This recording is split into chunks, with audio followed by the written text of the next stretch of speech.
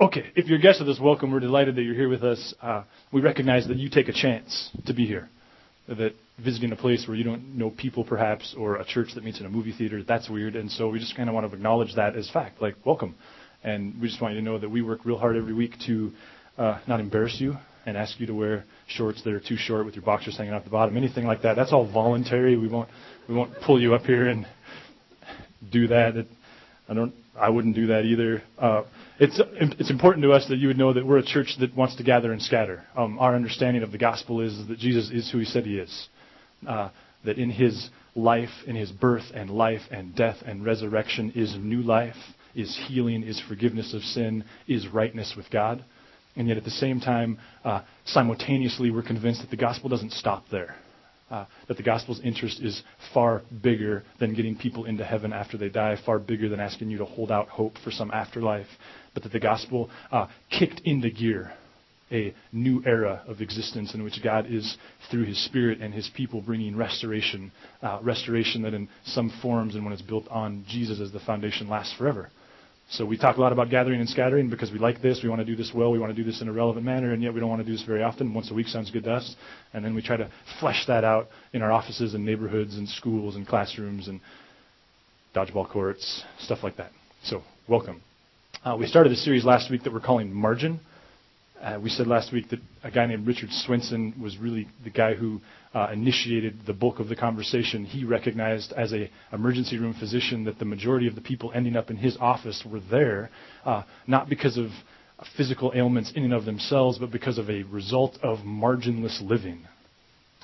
Margin would be this picture, like the picture on the page. It would be like, here's your capacity, here's your limit, and when you choose to live without margin, you choose to live there, financially, emotionally, relationally. And he began to recognize that we're not made for that. You could even say creation's not made for that. Organically, things aren't made that way.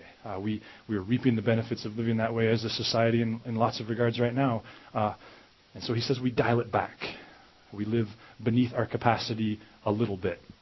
We said that if you have more money than you've ever had and you're more stressed than you've ever been, that might be a result of marginless living. We said if you can't remember the last time you've been on a date with your spouse, that might be the result of him being a jerk. It might also be because you're living without margin. If you haven't had a date in a while and you're single, it could be a population problem. But nonetheless, we said that if you've got skis with a lot of dust on them, if there's a time in your past where you actually enjoyed life and more than just work and making money, it's a margin issue. I would add that creativity, new experiences. It's something we talked about in our God Who series, the value of new experiences. If you've not experienced something new in a while, whether that's a new kind of food or a new city on vacation or painted and you've never done that before, we can put creativity on too high of a pedestal, but it drives all of us, doesn't it? Listen to a new band, taken a new route, went to a new restaurant. If you've not done anything creative in a while, that sucks life from you, and it's a margin issue, isn't it? I have a friend who is pursuing a PhD in leadership, and one of the things he says often is to leaders, if you're not putting your feet up on the desk, so to speak, for a couple hours a week and just dreaming, just wondering, just imagining what could be, he says you very well could be managing well, but you're not leading, because leadership requires taking things where they're currently not headed. It involves imagining things that aren't there. It imagines being creative. It involves being creative. It's why we love that we can tell Lenny, don't lead. That's why I walked into his office on Tuesday and went, okay, dude, you're not leading this week. That was already a fact. And just acknowledge to him, you do whatever you need to do this week to visioneer and be creative and dream and think about music and arts around this place, because we don't just need you managing, we need you dreaming and leading us. So if you need to go hiking, go hiking. You can imagine he's a big hiker. If you need to drive to Missoula, drive to Missoula. Do whatever you got to do to dream and to think. My wife, she demonstrated a remarkable lack of margin a couple weeks ago. This is awesome. I shouldn't laugh before I tell the story because then it kind of makes it not funny, but I'm doing that because it's so funny. She worked a night shift a couple Wednesdays ago, 7 p.m. to 7 a.m. She's an RN, and then the next day she decided that rather than take the two younger boys to childcare, which is what she normally would do in those situations, that she'd just stay up that day. So I got home from work, and then she went off to music practice because she played last weekend, and so, she got home and just kind of melted into bed. So then, at about 2 in the morning, I woke up because my wife was sitting straight up in bed, and she was screaming, "Who are you? What are you doing in here? What do you want? What do you want? What do you want?" She's losing her mind. And then I heard our 4-year-old say, "I need to go to the bathroom." Awesome. So he just wets the bed now, and we just kind of move on. It's marginless living, you know. We also said that God is a God who will call us to margin. And for those of you narrative types, consider this. This is funny. All the moms are still giggling. Consider this.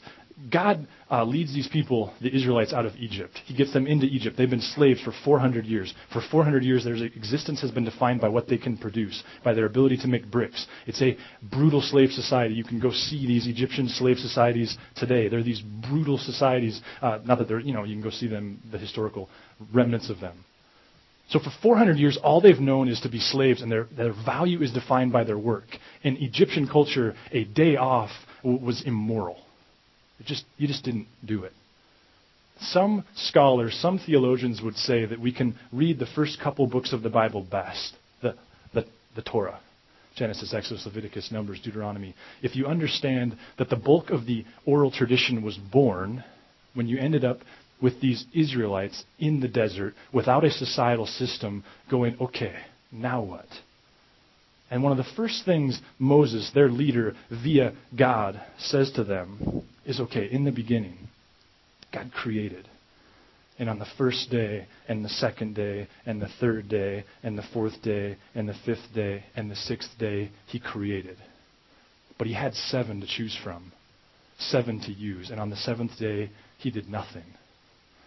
To a Jewish mind, a completely foreign concept. That you would have a day, and you would do nothing with it. And it's this rhythm God builds into the text. You see it obviously born in the Sabbath tradition of the Israelites, where God introduces them to this societal system of a day of rest. I would suggest to you that Jesus, in His humanity, He didn't accomplish everything that He could have accomplished. Now, check that. He was God. He could have accomplished whatever He wanted to accomplish. But seriously, He limited His self by His humanity.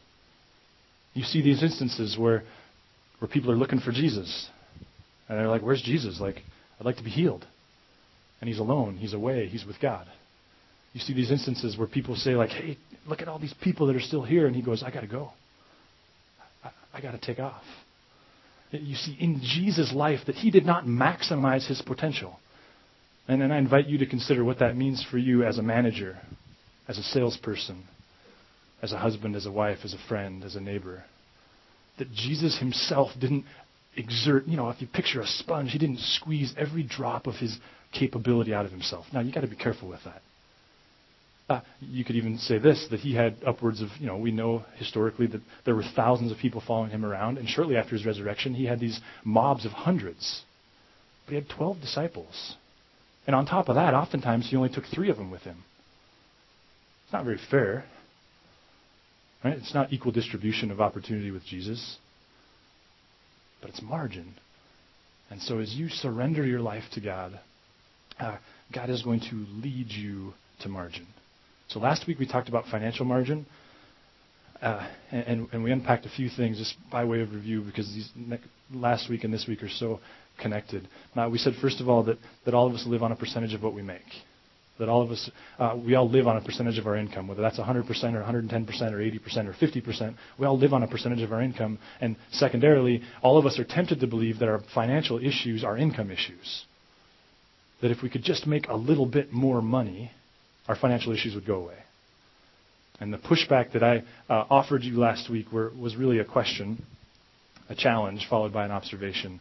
The challenge was simply, what percentage of your income are you living on?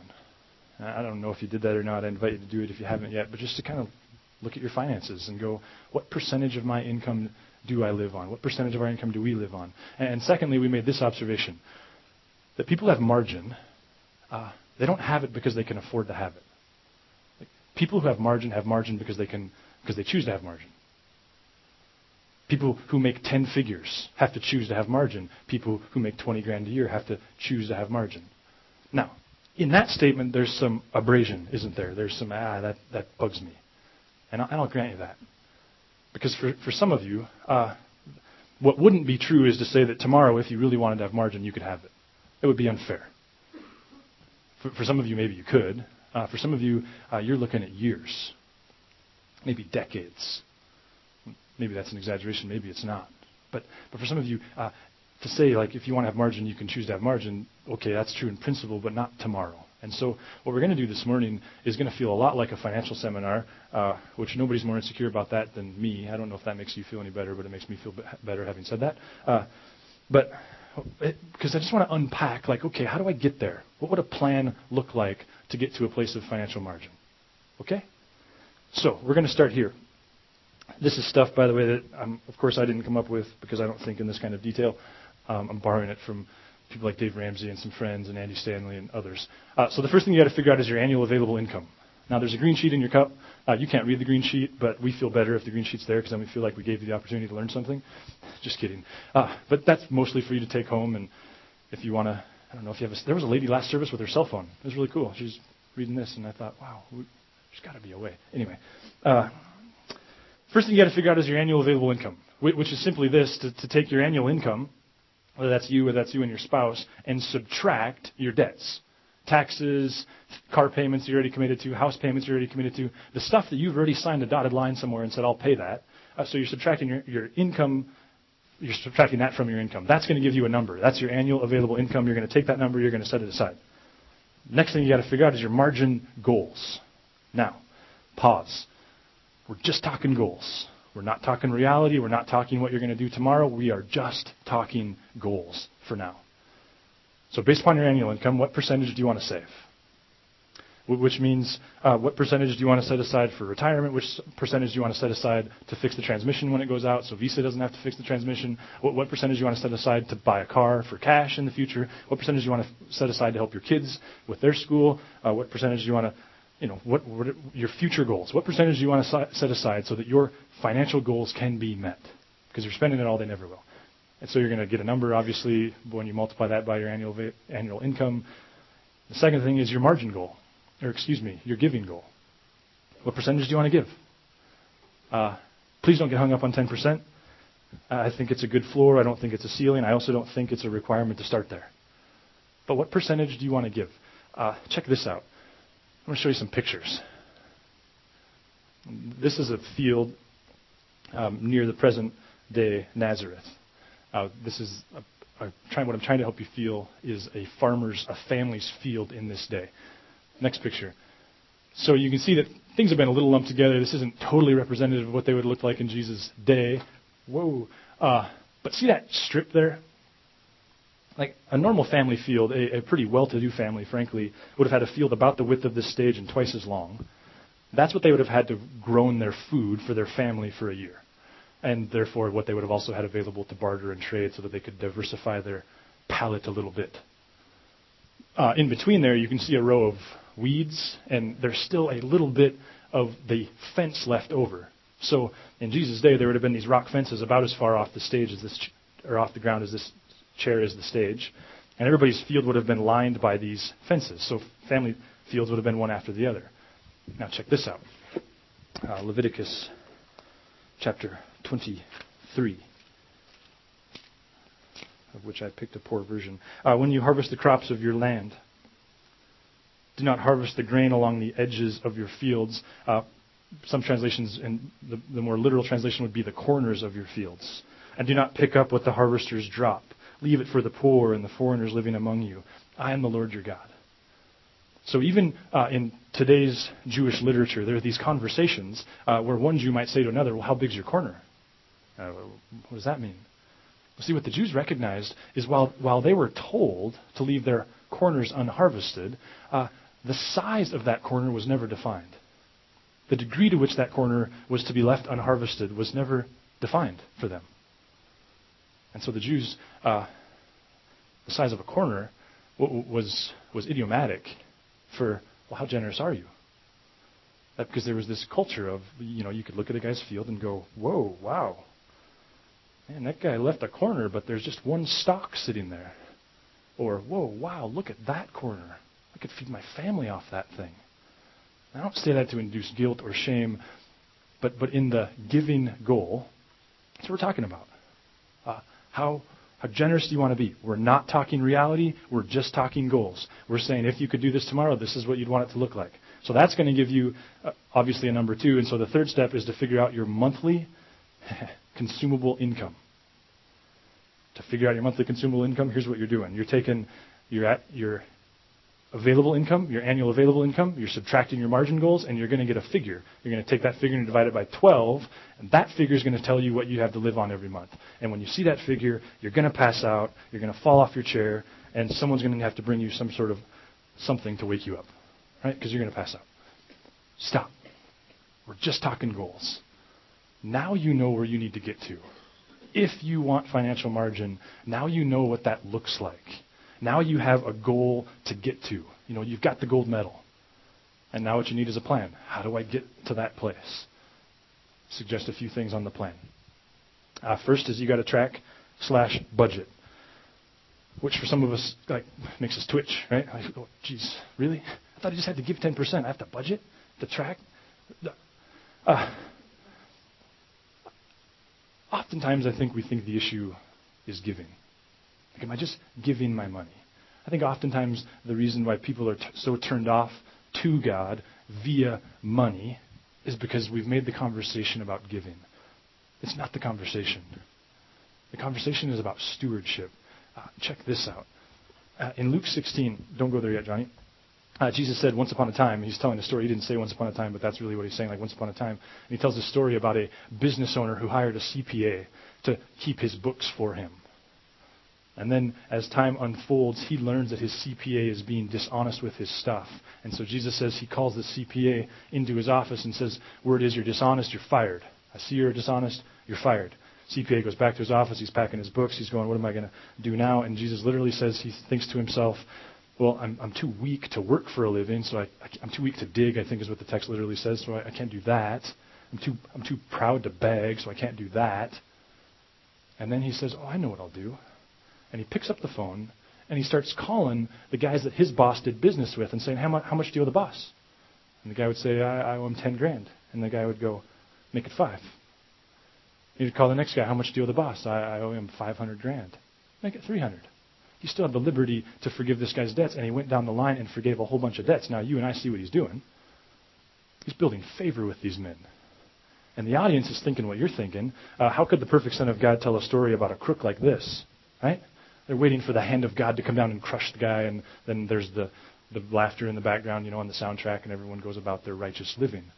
It's not what happens. Jesus says this. He, in his provocative, thought-provoking way, says, the rich man, he had to admire the dishonest rascal for being so shrewd. If you're a businessman, you appreciate the statement. He's a crook. But man, he's got chutzpah. He is shrewd.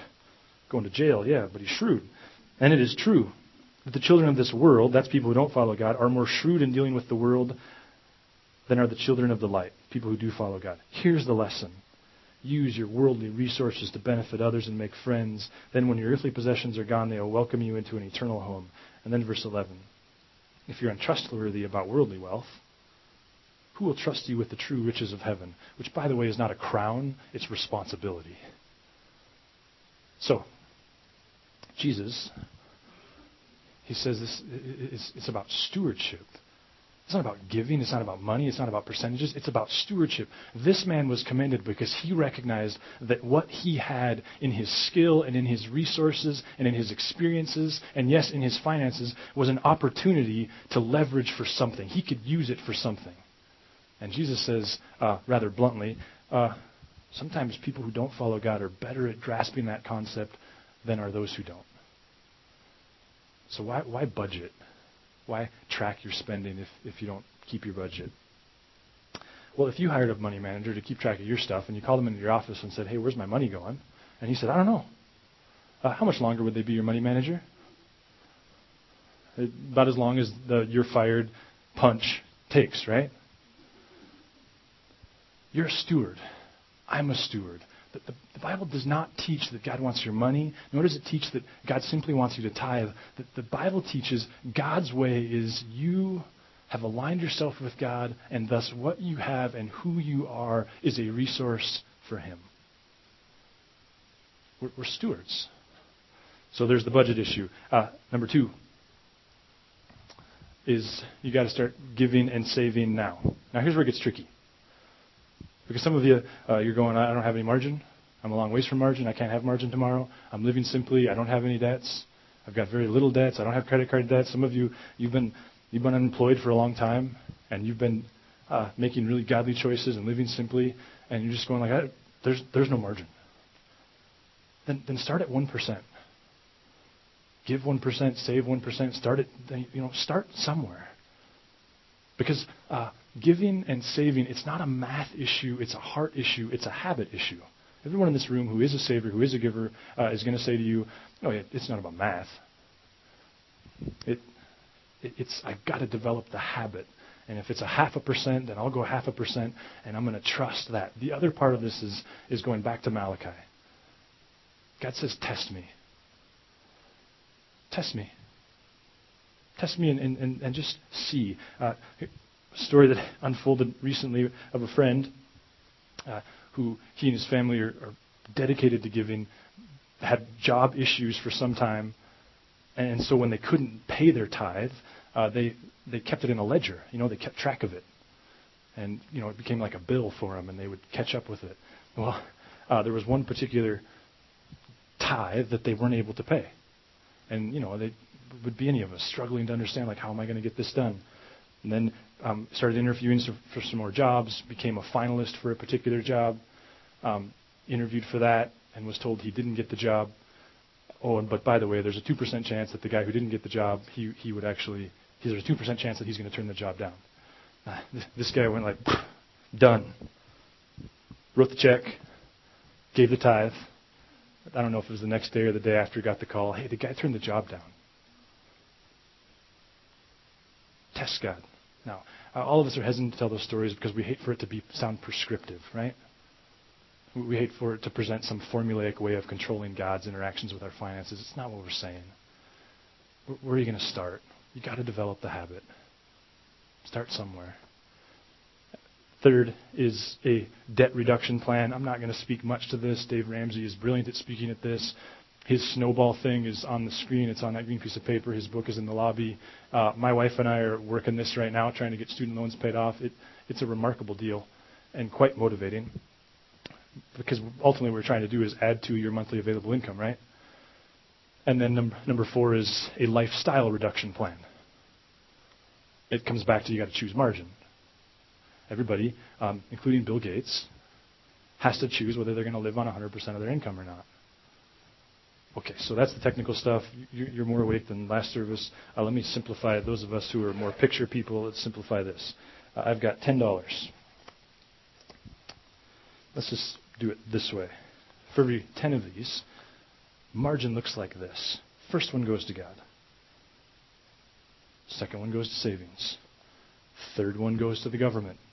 Some of you are going 4th, 5th, 6th, 7th, 8th. Right? But to be fair to the government, if you give correctly and save correctly, the government says we won't take as many, right? Like you give correctly, you save correctly, the government says we'll just take 3. Fair enough? Can we agree on 3? Don't want to get into a political debate. Let's just move on. 4th is your debts. Your house payments, your car payments, things that you've committed to. And what you have left, that's what determines your wardrobe, your internet service, your cable provider, type of TV on your wall, furniture, grocery budget. Right? And this is where we get it mixed up because our habits, mine included, is Adam first, and I'll better pay my debts, right? And we work our way down. And if there's anything left, I'll save a little. Probably going to spend that on Christmas anyway, but I'll save a little. And then if there's anything left after that, I'll give some to God. And God says, you're robbing yourself. You're robbing yourself of the opportunity to enjoy the stuff you purchase because there will always be stress. You're robbing yourself of any kind of peace in your marriages. You're robbing yourself of friendships because when friends foul up your car or when they do something that affects you financially, you lose the friendship because there's no financial margin in your life. You're robbing yourself of your relationship with your kids and your spouse because you can never have fun together because your house payment takes it all. You're robbing yourself of the opportunity to have God involved in your finances. God says, put me first. Put margin first, and you get to be fifth. When you pay off your debts, you get to be fourth. But, that's as high as you ever get is fourth. Right? See, the trouble is this. We all have financial limits. The issue is who's going to pick them for you. Every time I watched Sunday Night Football during the football season, I wanted a Ford F-150. Right? If anyone watched Sunday Night Football this season, then you wanted a Ford F-150 too, right? Because the commercials are good, and we live in Helena, and after all, we all need a truck, right? Who's going to set the financial limits for you? That's the issue. I've got friends that every time I get, not friends that live here, just so we don't get weird, but friends, every time I hang out with them, I'm convinced that my clothing budget needs to go up $400 a year. Who's going to set your financial limits? Is it going to be the culture? Is it going to be the advertisers? It's the fifth biggest industry in the world, and it doesn't sell anything, right? Who's going to set them? The bank, when you sit down and see what loan you apply for or you qualify for? Or are you going to trust God to set them and allow financial peace, financial margin to radiate your life? Nobody in this room who has financial margin regrets it. Nobody in this room ever regrets a dollar they gave away. No one in this room ever regrets a dollar they saved. So I realize this lands in lots of ways, and we're going to return to less abrasive narrate ways next week. But I just want to give you this challenge for this week. I just challenge you to take the sheet, figure out the number, get the goal, and then you and your spouse, if you're married, just you if you're not, I just challenge you to come before God, get to the number, and simply say this: God, what am I feeling, and why am I feeling it? God, what am I feeling, and why am I feeling this? And in that moment, there's going to be an opportunity to be really real with God. Because some of you, it's going to be fear. You just can't see the math. For some of you, it's going to be anger. Because you wouldn't be in this situation if you could just get a job and God could get you a job. Some of you, it's going to be anger because God could have prevented the knee injury or the leg injury or the head injury or the cancer, and you wouldn't have the medical debt. For some of you, it's going to be jealousy because you're going to recognize that you can no longer pretend that your kids can have everything that your neighbor's kids can. That you can no longer dress like you'd like to dress. That you can no longer drive the way you'd like to drive. You can no longer live where you'd like to live. For some of you, it's going to be anxiety because the numbers are just overwhelming. And in that moment, what you're experiencing is not only incredibly real interaction with God, but you're experiencing the fact that money is a spiritual issue. And that nothing, it would seem, has a higher probability of lodging itself between your hearts and God's than money. It's not me, that's Jesus. God, what am I feeling, and why am I feeling it? Let me close this up. Lord, it's a lot easier for me to talk about money than it is for lots of us to live this stuff out, for all of us to live this stuff out. It's really easy to talk outlines and strategies. But when staring at our income and when staring at our wants and when staring at our debts, when staring at the math, it's overwhelming. So God, we're just asking for your help. God, asking that you would find us to be good stewards, that you'd find Narrate to be a remarkable steward, that you would trust us individually and collectively as one with opportunity. opportunity with friends and their thinking about you personally, opportunity within the community to tweak and rearrange people's thoughts about you, God, and your church. God, would you bring peace to our marriages? Would the students in the room leave college without a big millstone around their neck, God? God, we love you. It's in Jesus' name we pray. Amen. Okay, so a couple things before you take off. Don't forget there's those resources out in the lobby if you want those. Don't forget about dodgeball. It's going to be a blast. Everyone qualifies. The games are 3 minutes. So Linnell said in the first service, if you're too decrepit to play, she opted out of that vocabulary the second service. But, come on. Let's do this. What else do we have? Oh, yeah, and then if you want to help her referee and stuff like that, there's that too. Info card. If you're in a place in your relationship with Jesus where you'd like someone to come alongside you or you're just intrigued, let us know. We'd love to put someone alongside you and help you inquire and follow him. Love you guys. Have a great week.